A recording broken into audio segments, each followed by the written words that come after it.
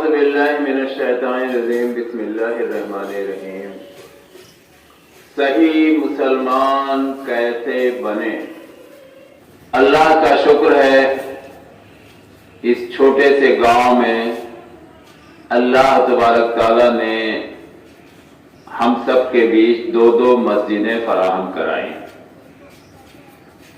اور دونوں مسجدوں سے دن رات ملا کر 10 بار اللہ تبارک تعالیٰ کی طرف سے آپ کا بلاوا آتا، آپ کے لیے انویٹیشن آتا، آپ کے لیے دعوت دی جاتی آپ کو، حی علی الصلاۃ حی علی الفلاح، اور نماز کی طرف اور کامیابی کی طرف۔ یہ اللہ تبارک تعالیٰ کی طرف سے دعوت ہے عام مسلمانوں کو۔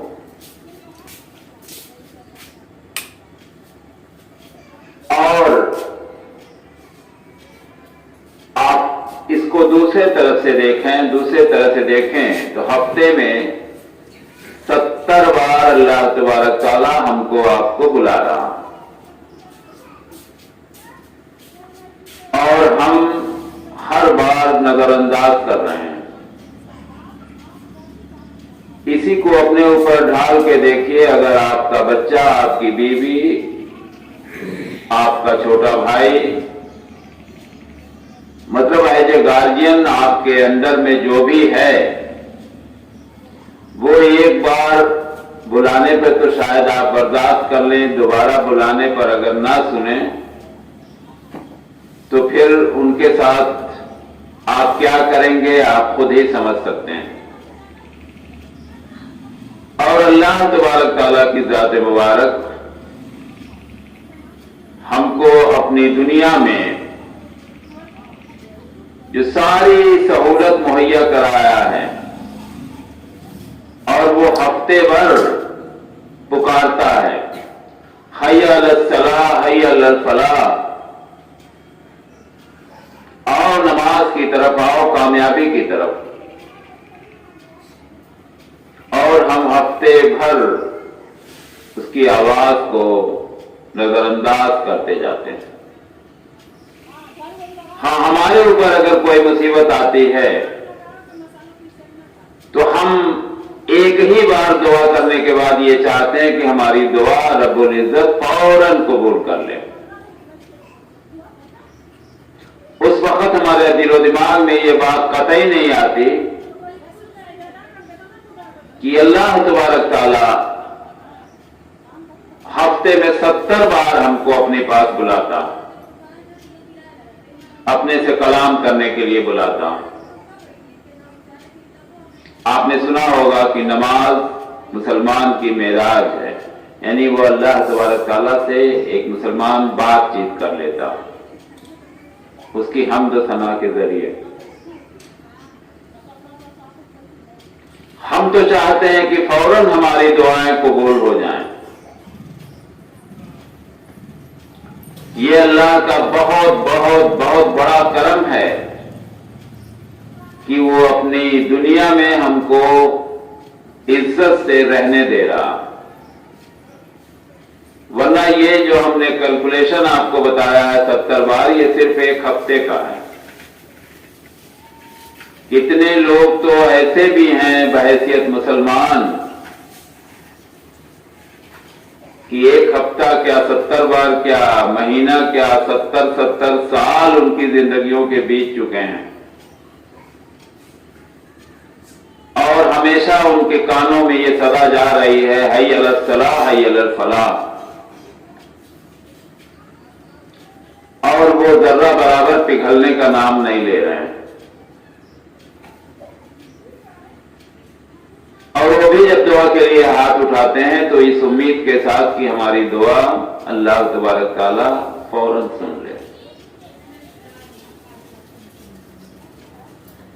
آپ دنیاوی معاملوں میں یہ کہتے ہیں کہ تالی دونوں ہاتھ سے بجتی ہے،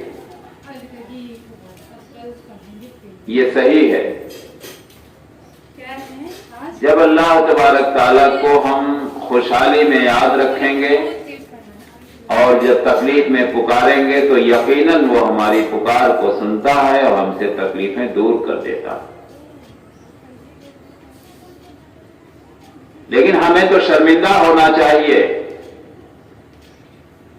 کہ ہم اس کے سامنے ہاتھ کیسے اٹھاویں جب ہفتے میں 70 مرتبہ وہ بلا رہا ہے اور ہم ایک بار بھی اس کے بلاوے پر لبیک نہیں کہہ رہے ہیں۔ آپ ذرا سا سوچیں، سمجھنے کی کوشش کریں کہ ہم کہاں کھڑے ہیں۔ آپ نے ایک معمول بنا لیا ہے 6 مہینے میں ایک مرتبہ میلاد کرا لیں گے، 11ویں 12ویں کر لیں گے، تیجا 40واں کر لیں گے، تعزیہ جلوس نکال لیں گے، عید میلاد النبی منا لیں گے، سمجھیں گے کہ ہم نے تو تیر مار لیا۔ روزمرہ کی جو نمازیں ہیں وہ کسی قیمت میں معاف نہیں، اور یہ مسلمان ہونے کی پہلی سرٹیفکیٹ ہے۔